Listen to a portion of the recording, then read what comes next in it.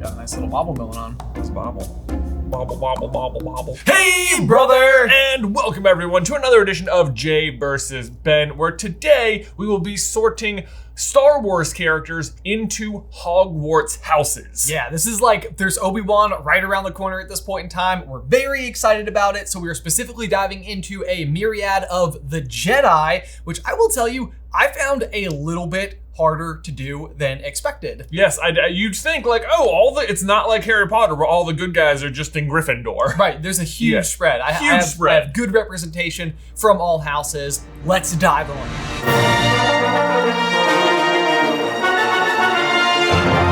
Hello there.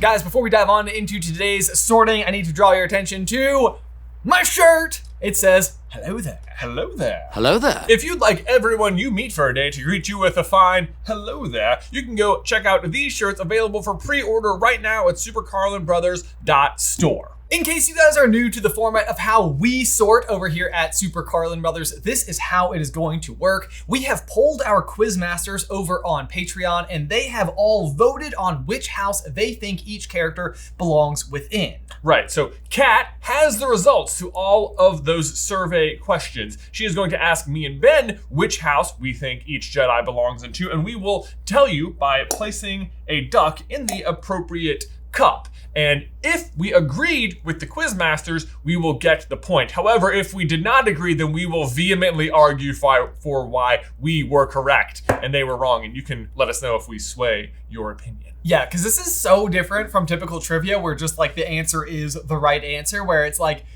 more people could have agreed on something, but you could absolutely make a case for your answer. Now, yes, and I will say that as I was going through this, these are all completely my opinions for where each character goes. I'm not trying to say like, well, here's where I think the quizmasters voted as well.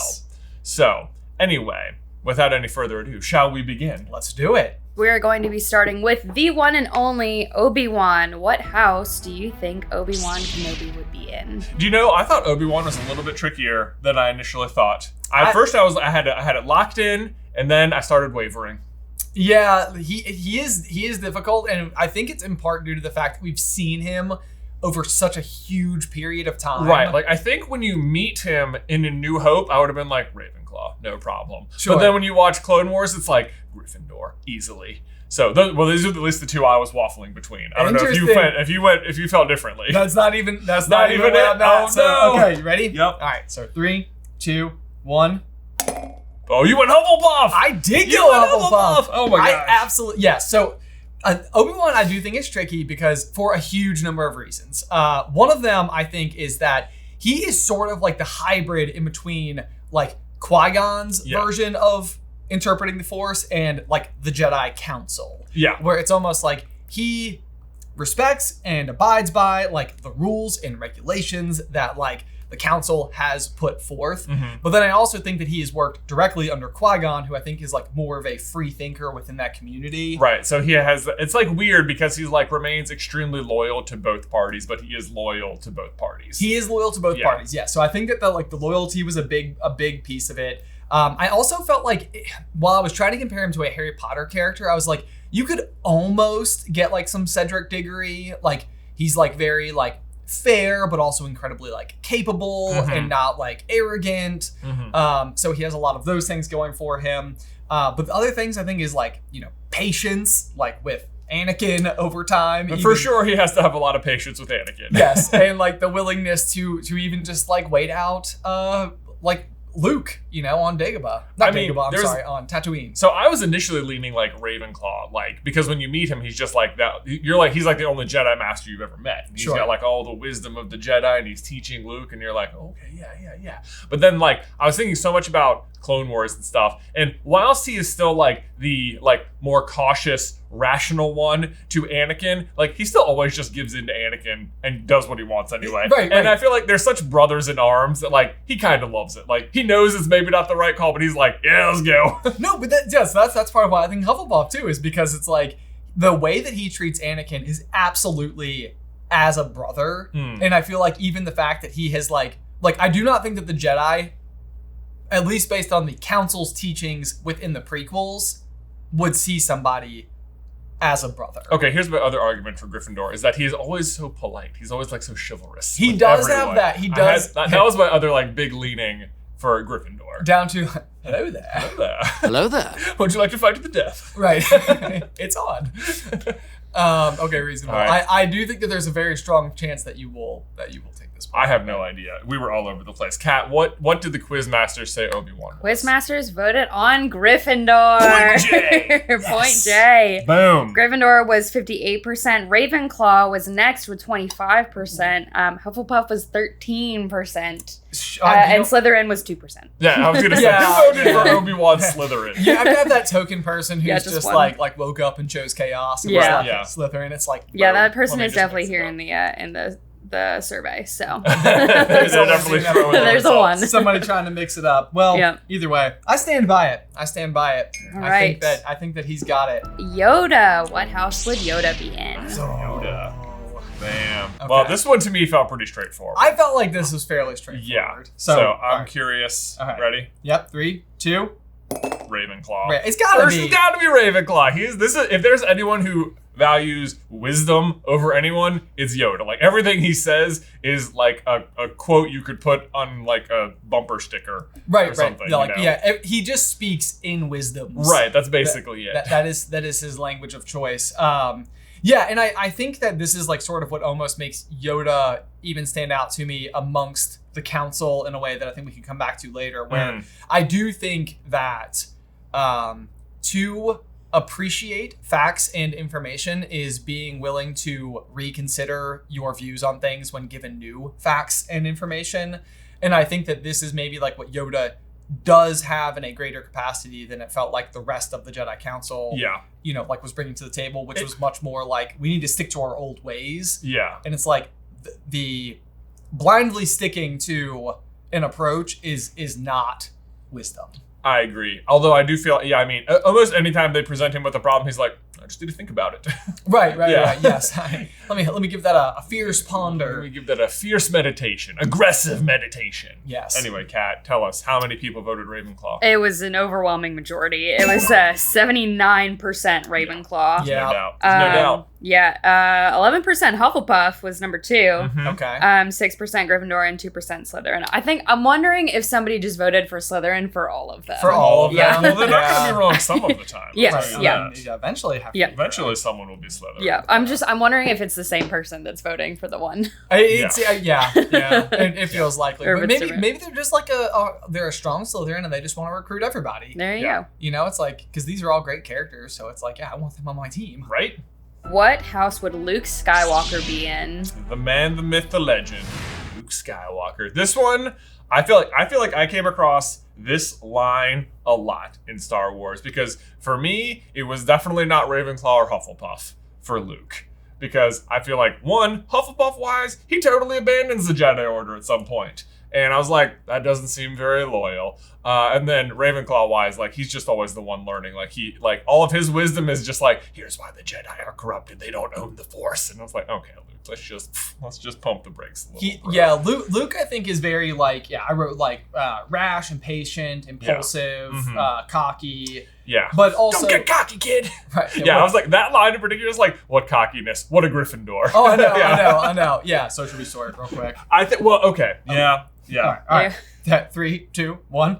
Yeah, I went Gryffindor. Gryffindor. Had to, but I was like thinking a little Slytherin as well. I was like, it's not ambitious to want to blow up the Death Star, and but ultimately I feel like mostly he doesn't have like a lot of shrewdness going about him. Luke relies way more on instinct than he does like the numbers. Oh yeah, absolutely. Yeah, I don't think that he's really putting it together. And the thing is that like if he had every single day of his life like wanted to eventually like be the one to like take down the Death Star, then I think you could probably make more of that argument. Right. But like realistically, I mean, over the course of what seems like one day, he goes from wanting to go pick up power converters to Yeah. literally piloting, the canyon of the Death Star. Right. In one day, he learns about the Death Star and blows it up. Right. So I mean, like the Death Star really didn't stand a chance the day that he Yeah. Right. he got that Whoops. newspaper. Yeah. But yeah, that's the big thing to me about Luke, though, is that it seems like he's the type of person who, if like things are going well, then his opinion is that like things will always be going well, and if things are going poorly, then he's like things will always be going poorly, and so he just sort of like follows whatever trajectory he's currently on. That's why I think what makes Return of the Jedi so good is because he is like really in between trajectories. Right. And they did the Star Wars thing where they like, they had him dressed like in all black the whole time, which is sort of like, and he's got like some new powers, and it does seem like he's like a little bit more edgy, and he's a little more willing to like use the mind tricks and stuff. And so it is sort of that toss up, is he his father's son? But yeah, I think there can be no doubt. Yeah, I think Gryffindor. How'd we do? Gryffindor had 72%, and then Hufflepuff and Slytherin were actually split down the middle at 14%. So no one thinks he's very wise. Yeah, there was 0% Ravenclaw. 0% Ravenclaw? Zero. Wow. Yeah. Yeah, I don't think so. Yep. That's surprising because he's eventually like the Jedi master. Like if you watch like Luke in The Mandalorian teaching Grogu, it'd be like, oh yeah, so wise. No. Knows these things. No, you don't think so? Not at all. I have no faith in him. Actually, you're right. Even the like, you must choose this way, and it's like, what do you mean choosing? You're giving Grogu absolute choices here. All right, those are Sith words. Wow. Yeah. Only Sith stealing absolutes. Exactly, Luke. No wonder he got wavery. What house would Mace Windu be in? Oh boy. Man. All right, Mace Windu. He's a tricky one. You don't get a lot of screen time with Mace Windu. You don't. I don't know if I was on the fence with him. I just don't know if I have like that great of an argument for it. I had one single, like he has one very important take at one point, and I was like, that's pretty much it. That's the writing on the wall. Okay. Yeah. Okay. So are you start? ready? Yeah. All right. 3, 2, 1. Slytherin. For sure. Yep. Here's why. Here's the basic reasoning. It all comes down to, for me, the moment when they confront Palpatine. He wins the duel. He's got him on the edge. Anakin's like begging him not to kill him. And Mace Windu is basically doing the thing that all the villains always do, where he's like, it's for the greater good. Oh, and sure. it's just like, we must kill him right now. And Anakin's like, don't do that. And that's not the Jedi way. And he's like, I'm going to do it. And to me, like, that as far as Harry Potter is concerned, for the greater good is like always the Slytherin move. Right. That's where I went. Yes, but it also goes to show that like this is somebody who like vehemently sticks to these like possibly outdated teachings, but then also when push comes to shove is like going to do what he thinks is best. Right. And it's like that's a very not practice what you preach type of like approach to things. Right. Which ironically is basically what Palpatine's argument for why the Jedi need to be taken down is. Sure. Well, I mean, yeah. So that's the thing is that like, you see Palpatine as evil, and then it's easy to then assume that the Jedi are good in the prequels especially. And it's like, Palpatine is absolutely evil. Absolutely. There's no question about that. He's just pure evil. But it doesn't necessarily mean that the opposite of him in this particular case is pure good. And that's always been sort of my take about the Jedi Council, is that they are not pure good. And I do think that Mace Windu has a certain amount of like arrogance within his position. Like, I think that like the fact that he gets to like hold this like leadership role is something even within the council. Right. Is like something that he then values in a way that, again, in the same way that like, I don't think a Jedi should like see another as brotherhood, at least based on those early teachings. It does feel like he is like a little too glad to have that power. Sure. And I do not think that he is like Yoda in that he would be more willing to be flexible if given like information that might contradict what he already knows. Right. I agree with that. He's also a little bit quicker to action than Yoda. Like sure. He's quick with a lightsaber. Right. So, although Yoda does have the advantage of living for like, 9 centuries. So well, you gotta, this is the hand we're dealt, and they sort them at 11. So yeah, there you whatever. go. All right. So while I would agree with y'all's assessment, the patrons just barely voted for Ravenclaw. It was really close amongst all of them. So it was Ravenclaw was 30 or 31%. Wow, Gryffindor and Slytherin were actually split at 26%. And then Hufflepuff was 16%. So it really wasn't a huge difference between all four of them. So people were stumped on. People were very hot stalled on Mace. Well, but I agree with y'all's assessment on that. So all right. Well, obviously you guys were all wrong. Neither of us get a point. But let us know how correct you now think that we were in the comments down below. What house would Qui-Gon Jinn be in? It's another tricky one. It's another tricky one to be sure, but I think I have a pretty compelling case for my particular choice. So I'm ready if you are. Oh man. No, it sounds like you were quite stumped on old Quagster. Quagster? The Qui-Gonster. He doesn't have a good nameable Quigley. Quigley. Good old Quigley. I would probably call him Quigley. Quigley. Well, Quigs, let's think. I mean, I always felt like Qui-Gon definitely has like a very, very, very unique, especially for the times that he exists in, his approach to Jediing, the career path, right, is very unique. Yeah. It's very different. It's he is like walking to the beat of his own drum, so to speak. Yeah. He's also insanely powerful, lots of wisdom. Yeah. So, he's like the first one to figure out the like Force Ghost thing. Yes. Which is pretty good. So it's like maybe there was something to it. Right. To the way you were thinking. Right. Yeah. Okay. Well, so all right. You ready? Yeah. All right. 3, 2, 1. Slytherin. Oh, see, that's you when I was on went the fence. Yeah. Okay, here's the thing. Okay. Here's the thing. Lay it out for me. All right. Because I said he is at least ambitious in terms of going against basically the entire Jedi Order. Like, Yes. it is, that's a lot to overcome, which you could also see as courage. So I could see that if you wanted to vote Gryffindor. This is why it's such a thin line between Slytherin and Gryffindor, and why they're always either such great friends or such great enemies. But it's probably because it's like, are you doing it for yourself, or are you doing it for? Right. It's like you could see how they would be real good buds, and also why they might not be. But I think that's pretty ambitious. But I also think he's pretty cunning. Like, he's tricky. Like, he straight up is like he manipulates that dice roll in order to win Anakin from Watto. And I think he is pretty shrewd, and just knowing like absolutely that Anakin is going to win the race regardless.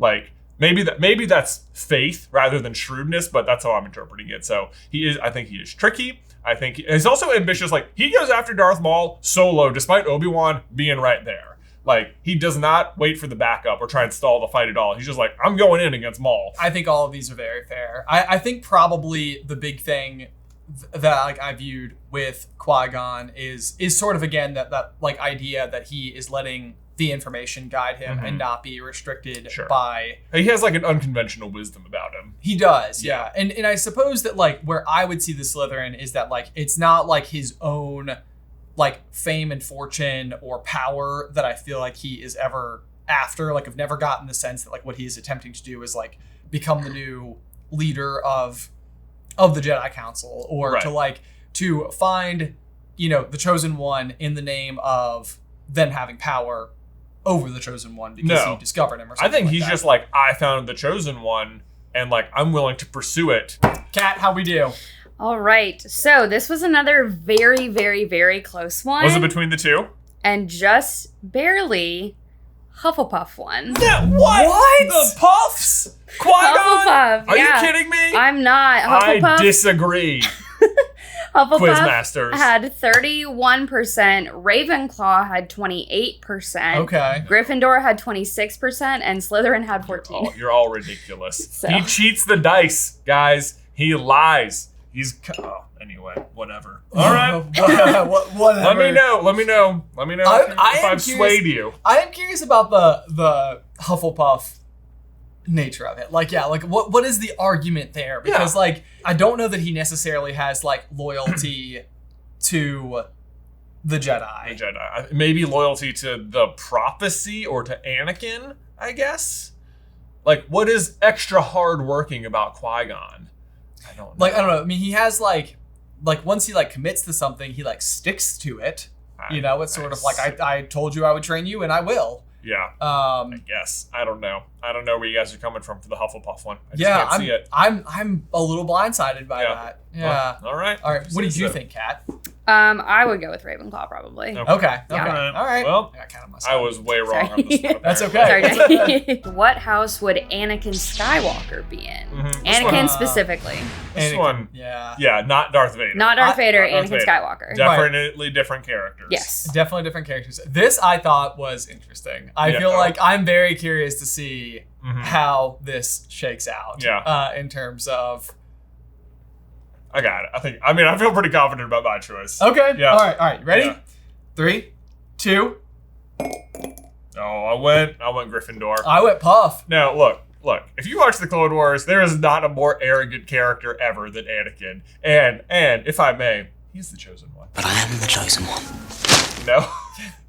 I'm the chosen one. But I am the chosen one.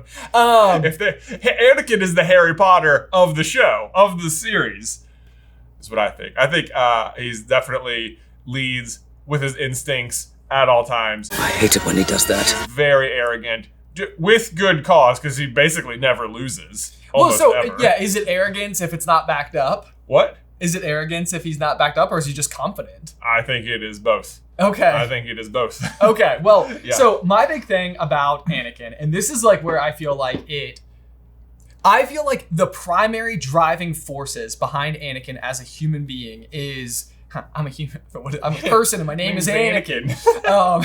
Is that he is a young boy who is immediately like willing to be like friendly and helpful to others. He immediately is like willing to like try to basically go and do an incredibly dangerous thing in the name of good.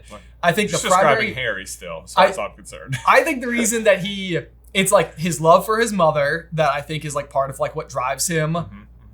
Which is very like familial. It's very like loyalty. I mean, everything. Yeah, a lot of it is out of like love for his mom and love for Padme. Yes, for sure. and that's the big thing is that like really what I think happens to Anakin is that you could blame a lot of his turn on the Jedi Council, because like they literally take things that are strengths about him, like his ability to love and care for others and fear for them, and turn that into and make him believe that they are like weaknesses. So he's then like fighting against his own good instincts along the way in terms of like how he is like able to like press forth with things. I still feel like you're just describing Harry, but instead of having Dumbledore, they had the council where Dumbledore is like, all those things, those are your strengths no matter what, Harry. And the Jedi Council is like, those things that make you strong, forget it, you're weak. No.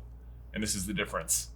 Yeah, but it's just like, but I don't even in like, his like relationship with Obi-Wan. It's like he's got like, it's the same thing. He's got like a brother, it's very like familial. I don't know, it's like very wholesome when it comes down to it. Like Anakin's driving forces. I mean, there's no doubt about it. Like once he goes into battle, he's like an incredibly, like he's like Cormac McLagan. Like if anything, I would say he's like the exact opposite of Harry when it comes to confidence. Harry has no confidence in himself whatsoever. Right. So Anakin's like, let me turn this whole battle around. Like, you have no odds. Like, never tell me the odds. Yeah. I make my own odds. Classic Hufflepuff. Classic. Anyway, I loved this though, because when I first set out, I was like, okay, it feels like Gryffindor or Slytherin or something like that. But if you take the Darth Vader-ness out of it, like even the fact that he ultimately chooses the power at the end, he chooses the power to save Padme.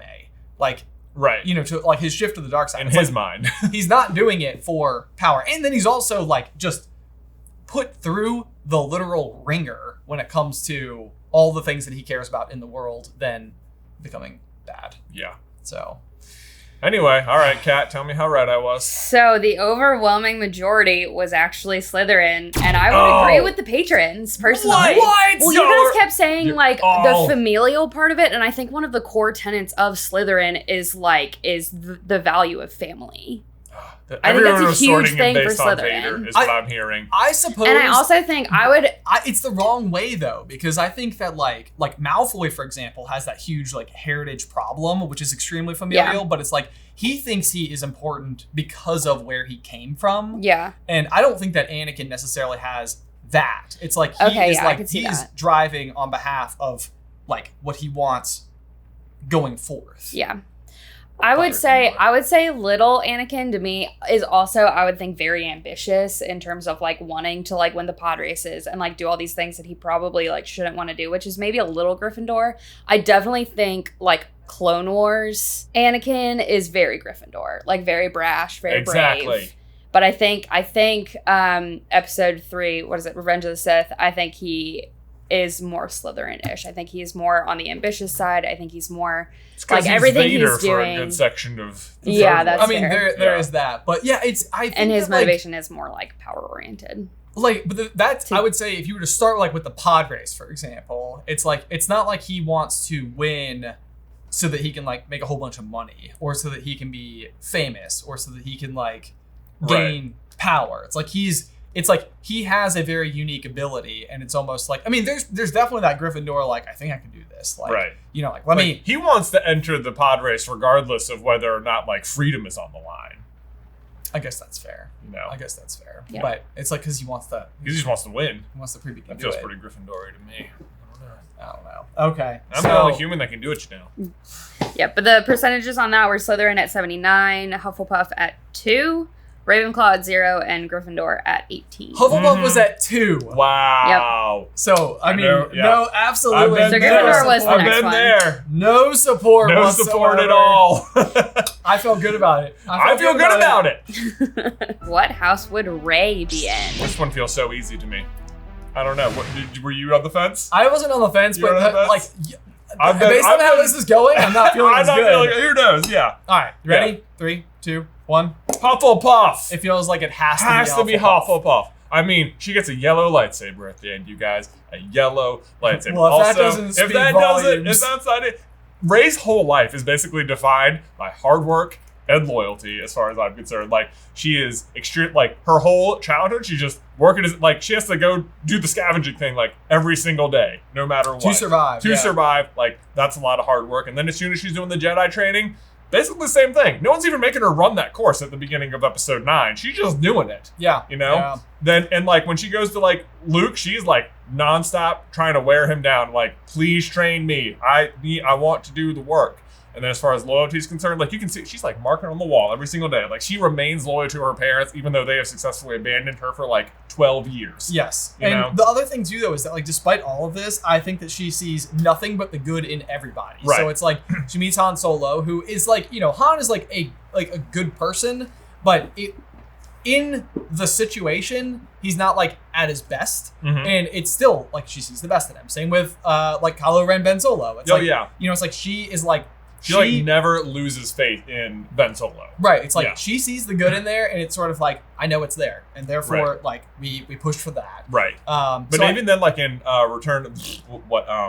Last Jedi, like, Kylo Ren offers her the hand, and she's like really considering it. But at the end of the day, she like remains loyal to the Resistance. to what she signed up for. So, Yeah. and I also think that she is the Jedi and the main character who has the least amount of pull to the dark side. Like, they gave us the dark ray in like the trailers, which I almost It's like, yeah, it's like she has the fear of it, but I don't think she's tempted by it at all the same way like Luke or Anakin were. Exactly. Yeah. Yeah. Anyway, I really hope it's Hufflepuff. It's not. It's Gryffindor. So it was split almost down the middle. Mm-hmm. Okay. And I agree that Hufflepuff is probably the correct answer. Oh, no. However, the patrons said Gryffindor. Oh, man. I mean, I'm so sorry. Gryffindor was was 45 and Hufflepuff was 38. So almost close. Yeah, Pretty there was close. like a difference of 3 people. she's the thing is though is that it's But I like, agree with y'all. she's not brave. Like I There's will no absolutely I will absolutely give that. But like even at the end, it's almost like I feel like when she like picks up the lightsaber, it's like it's not just like pure bravery. I think it's pure goodness. Right. You know, it's like Mhm. it's like this is my only option. Like this is what I have to do. Yep. I have to try. Let's try. So Ugh. All right. Well, All right. I was like, Ray, I'm locked so and sorry. loaded. Yellow lightsaber, guys. Come on. yeah. Come on, Quizmaster. Think- On that rethink note, it. I'm just gonna have to. Oh. You know what I mean? Like. Okay. Wow. Andy's off. Hello and welcome, everybody. Yeah, no, it's raining. Ha. Foiled by being inside. Anyway, welcome to the Scenic Route. And as ever, I'd like to use these little, walks of hours to tell you about today's sponsor, which is honey. Guys, there are certain things that you, of course, want to buy in person. Like, you want to see the thing, feel the thing. But in other cases, it's just so convenient to be able to find exactly what you're looking for online and therefore buy it online. And so I end up doing a lot of online shopping. But we all know when we get to that checkout screen and there's that little box that says, hey, do you have a promo code? And you're like, no, but good to know that there was one and I didn't know the secret password. So now, as a result, I have to pay full price. Which at that point, it doesn't even feel like just full price anymore. It feels like there was the discount available. So now it's like more price. And next week, I am going to the beach with my family, which I am so excited about. And in advance of that, I was trying to get ready. So I introduced my daughter Addison to a kiddie pool, where I discovered that the thing that makes diapers work also works when they're put inside of a pool. The diaper weighed like 13 pounds, people. For clarity, diapers are able to, obviously absorb moisture, and the kiddie pool is moisture. It was this point that my wife explained to me that there was such a thing called swim diapers, which make a massive, really big, huge difference, and I am now the proud owner of. And I have to tell you, I was excited enough just to discover that this product even exists. But then when I was at the checkout and Honey saved me 20%, I was all the happier. This was one of those moments where it was like, it didn't even occur to me that savings could be in play. I didn't even know this product existed, but boom, now I've got it and I'm saving money. Also, Honey doesn't just work on PC, it works on your iPhone too. Just simply activate it in Safari on your iPhone and boom, you're saving money. Also, in case you don't already have it, you could just literally be missing out on free savings, and by downloading it, you'll actually be doing yourself a solid and supporting this show in the process. If you would like to get it, it is absolutely free, and you can do so at joinhoney.com/J-versus-B. Guys, I highly recommend it. I use it all the time, and it is absolutely free. If you would like to sign up for yourself, you can do so at joinhoney.com/J-versus-B. Again, it is totally free at joinhoney.com/J-versus-B. Link is in the description down below. Well, guys, I guess while I'm waiting, I'll tell you about today's other sponsor, Native. And let me just say, Native is a sponsor I really respect because of the true thoughtfulness they put into all of their products. They truly understand that what goes into a product is just as important as the product itself. And the proof is their brand new plastic-free packaging for their deodorant. Like every time you buy a stick of deodorant in this packaging instead of regular plastic packaging, you are saving 37 grams of plastic. Plus, the company is a proud partner of 1% for the planet, meaning they're committing 1% of every sale of a plastic-free deodorant to a nonprofit supporting the environment. The deodorant is aluminum and paraben-free and kills odor-causing bacteria and will keep you smelling fresh 24 hours a day. And you can choose from 10 scents, including their classic coconut and vanilla, sensitive formulas that are formulated without baking soda, and even unscented. Can't you just not smell it? And you can have peace of mind knowing that you're supporting a company that is doing their part to help planet Earth. If you're ready to try plastic-free deodorant, you can head over to nativedeo.com/J-versus-B or just use promo code J-versus-B at checkout to get 20% off your first order. Again, that is nativedeo.com/J-versus-B or use promo code J-versus-B at checkout for 20% off your first order. Link is in the description down below. I'm back. Oh, welcome back. Did you have a good trip? Absolutely. Yeah, where'd you go? Somewhere far, far away? I see what you did. That was so good. What house would Leia Skywalker be in? All right, I'm starting to feel very unconfident with my choices, Yeah, but I felt yeah. so confident about this because I don't see any way around it. Well, I didn't even have to waver. okay. All right. Yeah. Well, you want to go for it? Yeah. 3, 2, 1. Slytherin. Slytherin. Absolutely Slytherin. If you think, look, okay, first of all, Slytherin. First of all, she's already holds a position of power, in terms of being a princess and a senator and stuff. Sure. So there's that. Okay. Not that she's necessarily power hungry or anything, or that's even a trait of Slytherin. But first of all, she is the leader of the rebellion, which let's be real, is 100 people big against the entire galaxy-wide empire, and she believes they can win. And that's pretty ambitious. That is huge ambition, right? That's crazy to even go after it. Second of all, when you have those low kind of odds like that, your only way to win at all is by being cunning. There's no situation where you just walk up to the battle in a regular way and expect to come out victorious. Every single thing has to be a trick play all the time. That's basically what they're always doing. And third, as far as shrewdness is, that's the conversation she has with Poe after they blow up the dreadnought. She's just yeah, you got that, but how stupid was that? Because now we don't have any numbers. She knows, that's why she's a good general, because she knows, I have all the cunning to back it up and the shrewdness to know that it's going to succeed. So, That's my argument for Slytherin with Leia. Or she has all the wisdom to make smart plays in the field of battle, and she is able to look past like heroic glory and see it for what it is, which is a loss in numbers. I'm not saying she's doing anything for heroic glory. No, I know, but I mean, that's what I'm saying with Poe. It's like, you know, she might be able to look about like that's the type of thing where it's like the very like yeehaw mentality. It's like, whoa, did you see what I did? That was so cool. And it's like, yeah, it was cool, but it didn't help us. Yeah. Like it's like celebrating preemptively and getting a flag thrown in football. Right. Well, I think that's what she was saying. She was like, she knew that's what was going to happen. I don't think she thought Poe would be unsuccessful in blowing up. She was just like, I don't think we should do that because we're not going to win any other battles this way. Okay, so here's what I wrote down for Leia. She is fair, wise, a leader, patient, careful, cool-headed, she loves, and she's brave. And I feel like it was very much the like patience, careful, and cool-headedness that I felt like very much like contribute to this idea of like she's like remaining calm, and when I think you have a strategy, it makes it so much easier to remain calm because you are like making your decisions based on data, based on being informed. And I don't think that like I just don't see it again because I think that, like that idea of it is ambitious to say like, hey, we got this like little ragtag team, like can we go and win? Right. But like how often do we associate like the ragtag characters with like ambition? I think it's still pretty ambitious to go up against the moon-sized planet-destroying Death Star with like 20 X-Wings. I mean, like, we got this. We can do it. Now, to be fair, their backs were against the wall. It's like they couldn't do nothing. They couldn't do nothing, but also like they have the plans. Like they have something that tells them it's not just sort of like, man, they got a huge ship and we got 20 small ones. Like, let's see if we can make a dent. Right. It's like they know how to hit it. Yeah. You know, so it's like a very like informed approach. Right. Okay. Tell me how wrong I am. I know no one voted for Leia to be in Slytherin. Yes, Ravenclaw. Yeah. Sorry, Jay. Yeah. Slytherin was down at 9.3% with the lowest. Ravenclaw had 39.53%. Hufflepuff was actually next with 34. Oh, that's and Gryffindor was 16. What house would Ahsoka Tano be in? Ahsoka. So difficult. Ahsoka is difficult because I feel what did we end up sorting Qui-Gon into? How did Qui-Gon go? Because I feel like Ravenclaw. He did go Ravenclaw? Yeah. Okay. No, Qui-Gon went Hufflepuff. Oh, well, that doesn't support my argument at all. Yeah, so by the way.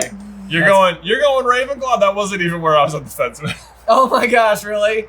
I was between Gryffindor and Hufflepuff, and I think I'm gonna have to decide in the moment where we go on this one. Yeah? What you got? Oh boy. I felt like it's because I feel like I was leaning so heavily that Anakin was a Gryffindor, and she picks up so many traits from Anakin. Oh, so she's got like a lot of the a lot of the arrogance. Like, we can do this. Like, let's do something crazy.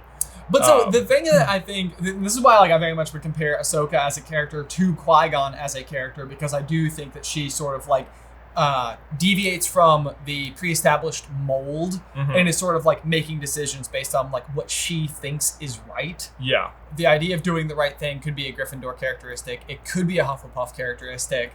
But she also does seem calculating and careful, and maybe like, especially like once you meet her later in the series, or like even like where she picks up in Mandalorian, it feels like she's even got like a little bit of that like Yoda quality about her, which is not to say that she like. Well, this is the thing. Like, rash. Ahsoka has like a very long character arc where you meet her as a Padawan, and then she abandons the Jedi Order, and then she comes back and she's like one of the more powerful characters in the galaxy because she's like been trained by Darth Vader basically, right? Yes, and has like lived through the entire Clone Wars and gone through everything she's gone through. I'm just gonna go Gryffindor. Wow. Wow. There we okay. go. I need to know. What is it? Did you vote? I did vote. Oh, okay, great. I just went very early. Okay, got it. So she is Gryffindor. Oh my gosh. Yeah, I still almost put it in the Hufflepuff cup. Yeah, it was really close to Hufflepuff. So Gryffindor was 47, Hufflepuff was 23, Slytherin was 21, and Ravenclaw was 7. Oh, man. See, yeah, this is how I felt last time. Man! But like, as far as the Hufflepuff one goes, it was like, part of me was like she remains loyal to like, I think it's the same problem. It's like the same problem that Anakin has. Like the Jedi Council basically like abandons her. Like she's been loyal to them forever, and they like are like, nope, we think you did this terrible thing, and they're like, whoops, sorry, want to come back? And she's like, no, are you kidding me? But like I think she remains loyal to like what like the Jedi should stand for, but not what like they presently stand for. But effectively stops calling herself a Jedi at all. But even then, she remains loyal, I think, to like Anakin. Like when you see the big like Ahsoka Darth Vader showdown in Clone Wars, she's like still like I'm doing this for him, and like if I can save you, I will, sort of thing. Okay. Even though like he's, you know, she doesn't know until that moment that it's officially Anakin who's Darth Vader. But well, anyway, I guess I'm wrong. Here we go. Next one. What house would Kanan Jarrus be in? This one I feel like is so difficult. I would say this was the one I had the most difficult, the most difficulty placing. I put it in Ravenclaw. Man, okay. Yeah. Okay. So, I don't know. I was really torn between two. I was torn between Ravenclaw and Hufflepuff. Oh, and interesting. I feel like it was...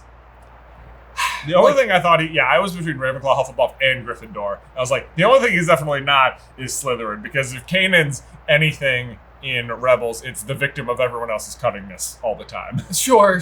I feel like he second guesses himself a lot. Yes. You know, like he's like very gifted, he's like, very skilled, but like he is constantly struggling with self-doubt. He is still wearing like the burden of like Order 66. Well, because he now has the burden of training Ezra, but he was not fully trained himself. So yeah, there's tons of self-doubt with Kanan. But even that like is a certain kind of like wisdom, like thinking like it's because he's second. I don't know. I feel like he very much still has to be the voice of reason and wisdom for Ezra, even though he isn't fully trained, and he does a pretty good job. Right. So it's like he has good instinct with his wisdom. He just doesn't trust it. Is the problem? Sure, and yeah, maybe that's like what makes it so tricky. The other thing too is that he is literally like, you meet him as part of the most basic early form of the rebellion that there is. Right. So he is like one of the founding members of the people who basically sacrificed what their life could be in order to, like, I mean, it's a different version of the greater good, I guess, if you want to look at it that way. But like, he definitely like has put the cause, as everybody, you know, on the ship has put the cause before themselves. Right. But I suppose you could be doing that for a variety of different reasons. I'm gonna go Ravenclaw. Okay. Okay, so you both went Ravenclaw? We Is did. that correct? Okay. Yes. The Quizmasters voted for Hufflepuff. Interesting. Ravenclaw was actually the last one, so Hufflepuff No, the last one. Hufflepuff was 34. Slytherin was 29. Slytherin. I know. Weird. Gryffindor Because was he wears 24 and Ravenclaw was 12. So they're all like fairly close. No, No, I feel like he we're in too deep, man. he's not even, I know we are. He's not even like the leader of the rebels when you meet them. Yeah. You know, like, so like I don't know where like such a high Slytherin vote comes from. Yeah. I don't feel like he's like super ambitious. You're right. He's constantly self-doubting. I feel like the fact that he's self-doubting is because like he values the Jedi wisdom and he just doesn't think he has it. It's like that's what he wishes he could possess to pass on. Right. But so like that would be, in my mind, like the exact opposite of either, if you wanted to use Anakin and Ahsoka as options, which would be like people who are like extremely confident in their abilities. Absolutely. Sometimes to a fault. Man, all right. All right, last one. We're gonna need people to retake it now that you've seen the video, and we're gonna re-corroborate that. Right. We're gonna put a link. Take the survey again. We need in your the description. feedback. We need your. I want to know. I want to We'll know. open it up to everyone, not just Quizmasters. Yeah. Alrighty, last one. What house would Ezra Bridger be in? That was quick. I was also between Slytherin and Gryffindor. Okay, well, I guess it's that. This is very much like on the line. And here's the thing: is what I thought is that like Ezra is extremely cunning. Like every plan he comes up with involves like a trick play. Sure. Like everything he does is just like catch him off guard, whatever. He's also going up against like Thrawn half the time, or Vader, or Maul, or whoever, and he's like always pretty much is just in it to win it. It's never like flee. It's just like, I can do this. I'm gonna jump in. I can win this fight, even though a lot of times super can't. So I mean, yeah, but that was my thing too. Is that like he absolutely has I think he has arrogance, but it feels like arrogance that would fall under that Gryffindor umbrella of like I learned something, like now I can do it. There's like such a thin line between like arrogance and ambition is what I feel like I'm learning. I know. Yeah. It's definitely that. But like, yeah, he's very confident in his own abilities, but I also don't feel like he's ever doing anything that is like with intent to harm anyone else. Yeah. It's like everything that he's doing all the time is always like, he's always trying to do the right thing. It's just his methods are always like a little haphazard. Right. You know, For sure. Like he's definitely like a little too... Well, the plot of every single episode of Rebels ever is, here's the thing we need to go do. Here's the plan. Plan immediately goes wrong. Ezra has to think on his feet to fix it. Sure. And I feel like that just feels very cunning to me. I don't know. Okay. Well, someone maybe make the Maybe. argument. For I don't think Ravenclaw people are at going to this have point. said... I don't think people are going to have said Slytherin. You What do we probably got? it right. What we got? So Gryffindor and Slytherin were pretty close, but the winner was Hufflepuff. What? Hufflepuff. I don't know. I mean, I guess like, maybe if you like, I don't understand it. Yeah, Hufflepuff was 41%, Slytherin was the next one at 29, and Gryffindor was 19. And So- then Ravenclaw was 9. Okay, well, that makes sense. Yeah, not no really- one, not no one's Ravenclaw. accusing Ezra of wisdom. Okay, at least I got that Right, yeah. In spades. in spades. Yeah. Oh man, I don't know. I mean, I suppose I don't know. there's that like portion of it, yeah, like that's like what I said, like wants to do like what's right. Yeah. Which, but I suppose there's like extreme loyalty to like Kanan and the rebellion and Lethal and stuff like that, but I don't know. Maybe I feel next like- time we send these surveys out to everyone so we get more than 40 responses. Bigger sample Bigger size. sample size. Get a I know. bigger sample So size. I am dying to know. Maybe, yeah. I wish that there was a way we could have more results back sooner. Look, but here's what Yeah. we're gonna do. Okay. You guys vote again down in the description. And if we've helped sway your opinion on any of the characters, we will come back, we will compare the results and see where we swayed you, and we will post it on the community tab There in you a couple go. of weeks. There we go. because So- data, because apparently Because data. we're thinking like Ravenclaws today. Apparently. You know, Oh my gosh, not I can't trusting our believe guts. how badly we did. So did I win? I think you Yeah. Ah, I won. mean, take Victory! it. Four to Honestly, three. take it. I will. I will. I'm not even bummed today. Oh my gosh. I feel like this was very interesting because I do think going into it, I sort of was like, they're all Gryffindors and Ravenclaws. Like, how are we going to sort Jedi? Like, when they're obviously all Gryffindors and Ravenclaws. But it was very interesting and very cool to me to go through and see how, despite the fact that these are all characters oriented in the same way, they're all oriented the same way for different reasons. And I think that to me is really cool. And one of the things that like is always a slight bummer about like the Harry Potter series is just that it's like, if you are Gryffindor, essentially you are good. If you're a Slytherin, essentially you are bad. Right. And then if you are a Hufflepuff or a Ravenclaw, it's sort of like, what day is it? Yeah. You know, like, but it seems like for the most part, Hufflepuff's lean Gryffindor. For the most part, Ravenclaws might lean Slytherin a little bit more. A little bit more. But I like that it was very easy to make cases for a lot of these in a lot of different directions. Which Yeah. is very interesting. Very complex characters. It's Yes. different when, you have the full arc of the character to examine, and they've obviously experienced growth. Exactly. Yeah. So, also hard to know how much of all of Star Wars any given voter has. It also goes to show too, though, I think that like all of us are like a little bit of everything. A little You bit. know? It's yeah. like I like sorting for the sake of like it's fun. It's Yeah. like a fun discussion point, but I also feel like chances are it's like you have a little bit of ambition and bravery and chivalry. Right, these things and are not intelligence. absolute. Yeah.